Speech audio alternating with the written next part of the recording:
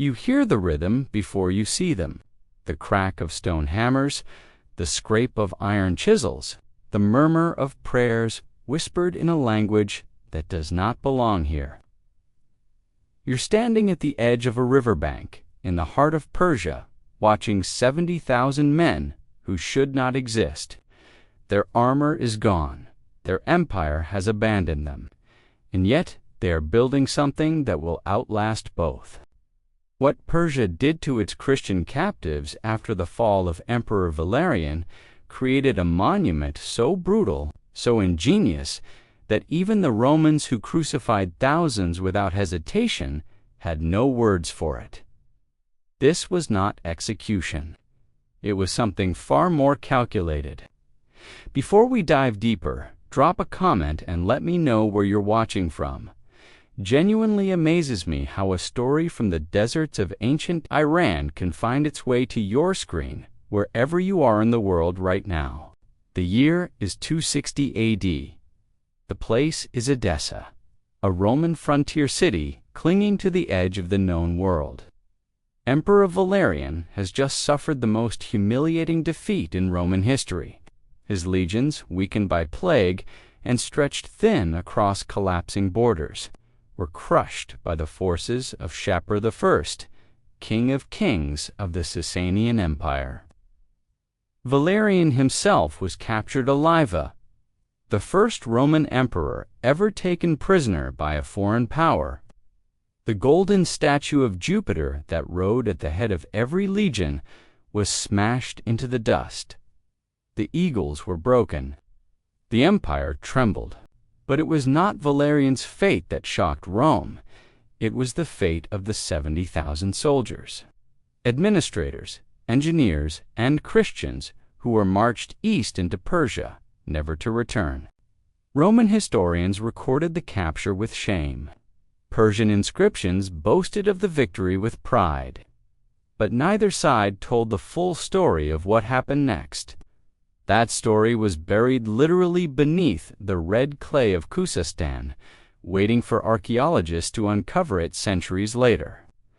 And what they found was not a tale of slaughter or ransom. It was something far stranger, far more unsettling. The Persians did not kill their captives, they put them to work. And in doing so, they created a paradox that would haunt both empires for generations. The march takes weeks. The captives move east through the Syrian desert, across the Euphrates, deep into the heart of the Sasanian Empire. The heat is suffocating. The dust coats their throats. The iron chains rattle against the silence. They are stripped of rank, of identity, of hope. A centurion becomes a stonecutter. A bishop becomes a water carrier. A senator becomes a mixer of mortar. The rigid hierarchy of Rome dissolves into a single brutal category: those who can work and those who will be left for the vultures. The column stretches to the horizon.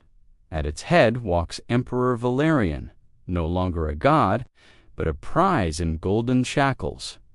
Behind him, the remnants of an empire stumble forward, one foot after another, into a future they cannot imagine.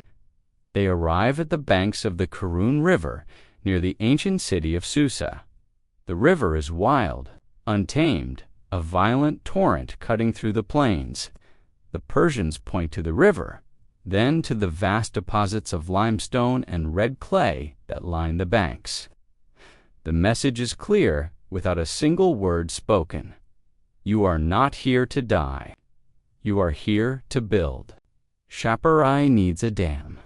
He needs to divert the Karun to irrigate the arid plains, to fuel the expansion of his empire. And he needs Roman engineering to do it. The irony is not lost on the captives. They are being forced to perfect the victory of their conqueror. Every stone they lay, every channel they dig, will make Persia stronger. And yet, if they refuse, they die. If they comply, they betray everything they were sworn to protect. The choice is no choice at all. It is survival disguised as collaboration. Among the 70,000 are Christians swept up from the sack of Antioch. From the legions, from the churches along the frontier, they find themselves in a strange limbo. The Zoroastrian priests, the Magi, view them with deep suspicion. To the Magi, the Christian practice of burying the dead is an abomination, a pollution of the sacred earth that must be exposed to the purifying elements. Fire, air, sun knot, the corruption of soil. But the work must continue. So the oversight is pragmatic, not theological. The captives are tools, and tools do not require conversion. They organize themselves into work gangs, mimicking the discipline of the military camps they lost. The instinct for order runs deeper than captivity. At night, they huddle in pits dug into the earth, temporary shelters that feel like graves. They whisper prayers in Latin and Greek. Bishop Demetrius, captured alongside his flock from Antioch, moves among them in the darkness. He offers no false hope of rescue. Rome is too far away, and their emperor once, the representative of the gods on earth, is now a footstool for a foreign king. Instead, he offers something else, the refusal to break internally. The body can be enslaved, the soul cannot. Not unless they surrender it willingly. The work is backbreaking. The sun hammers down with a physical weight. The hammer strikes echo across the plains like a grotesque symphony. The captives haul massive stones from the quarries, mix mortar with the distinctive red clay that stains their hands and knees, carve channels into the bedrock with tools that blister their palms. Slowly, impossibly, the structure takes shape. A massive weir, a bridge, a dam stretching across the Karun River like a stone fist choking the current into submission.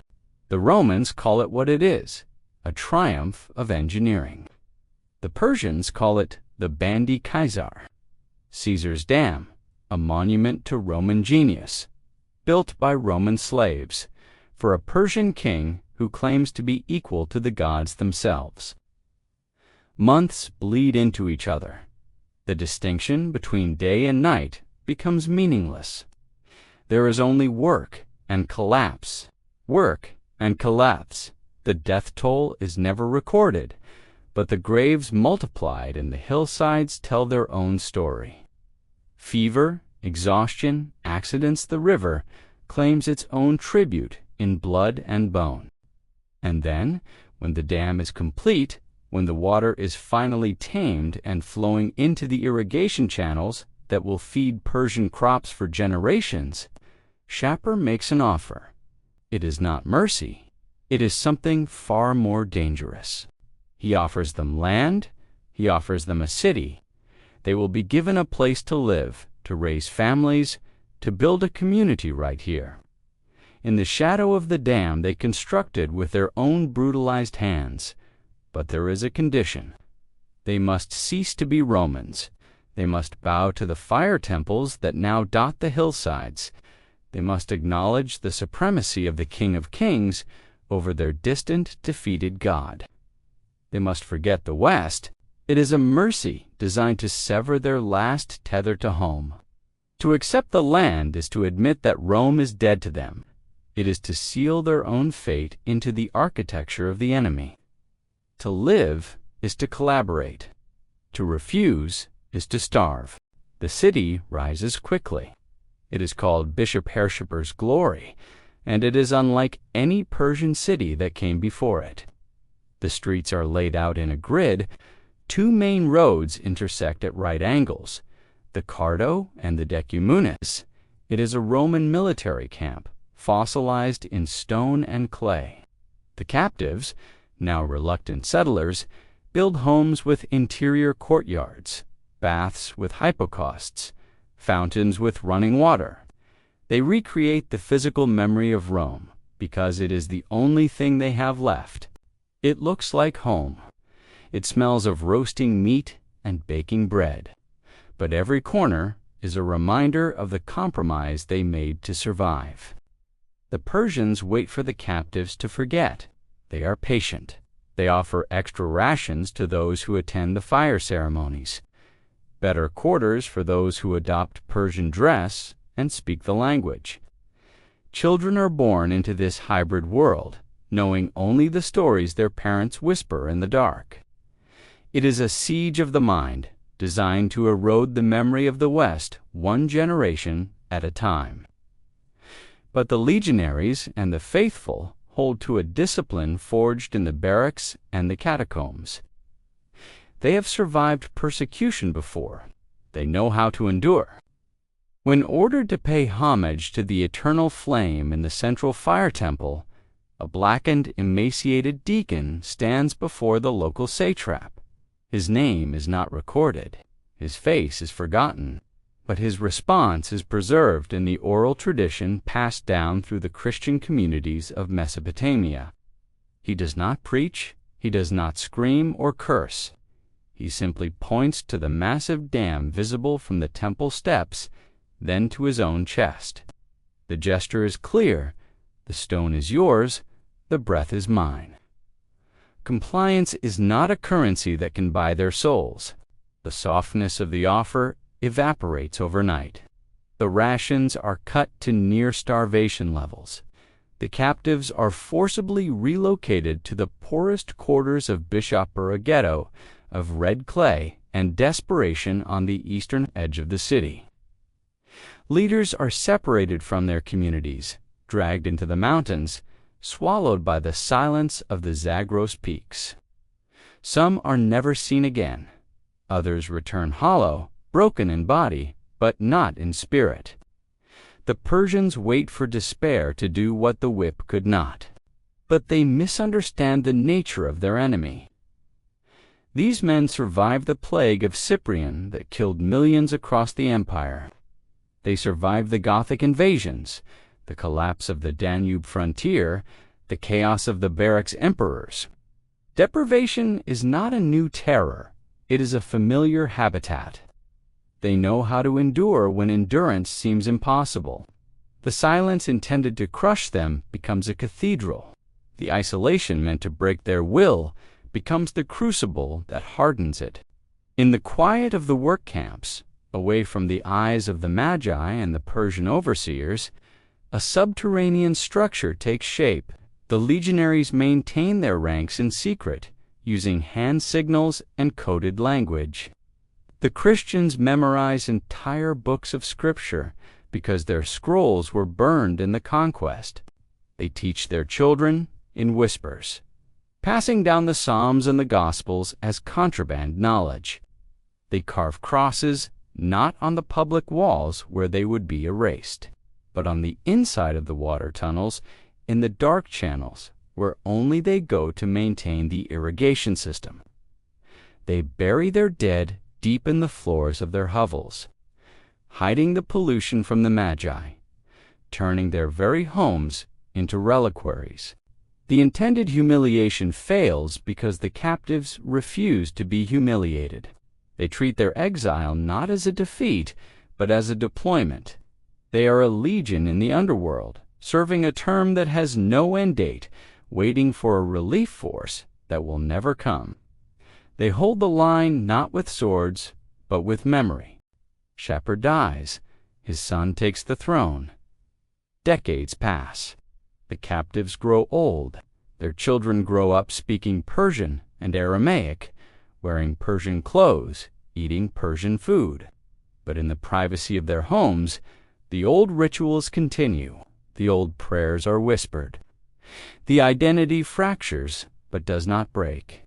They become known as the Rumagan the Romans, a distinct caste within Persian society, neither fully assimilated nor fully foreign. They maintain the waterworks, they repair the dam. They are too valuable to kill, too stubborn to convert. So they exist in a liminal space, ghosts of an empire that no longer remembers them. And then, in the 1930s, French archaeologists begin to peel back the earth covering the ruins of Bishopur. They are looking for Persian grandeur temples, royal palaces, the monumental inscriptions of the King of Kings. Instead, they find something unexpected. They find the floor. Beneath the heavy debris of the reception hall in Shaper's palace, they uncover vast stretches of mosaic tiles. The workers carefully brush away 17 centuries of dust and dirt, and the eyes that stare back at them are not Persian. They are portraits of noble women in Roman dress, musicians holding Greek lyres, courtiers in togas, with the unmistakable style of Antioch. The shading, the perspective, the realism, all of it is Roman, defiantly, impossibly Roman. This is the wordless rite of memory.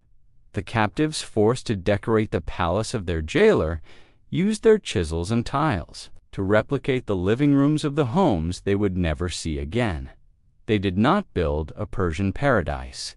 They paved the floor of the enemy king with the soul of Rome, one tidy tile at a time. Every piece laid was a quiet act of preservation, a way to maintain the aesthetics of their civilization, while their bodies wasted away in the heat. The artist remembers what the king commands him to forget. Further excavations reveal more. The layout of Bishopur itself is a fossil of Roman urban planning. The grid system, the public baths with their intricate hypocaust heating, the amphitheater on the edge of town, even the construction techniques, the way the stones are cut, the mortar mixed, the arches shaped, all of it bears the fingerprints of Roman engineering. Shaper wanted to possess the power of Rome, so he imported it whole. But in doing so, he inadvertently preserved it. The names of the 70,000 are not written in the chronicles of the Sasanians. The Persian scribes recorded the height of the walls, the yield of the harvest, the number of fire temples built, the glory of the king. But they did not waste expensive ink on the men who dug the clay and hauled the stones. The distinct identities of the legionaries evaporated into the heat, erased by a bureaucracy that viewed them only as hands and backs, not as men with histories and names and families waiting for them across the frontier. Even the fate of Emperor Valerian drifted from history into the realm of nightmare folklore.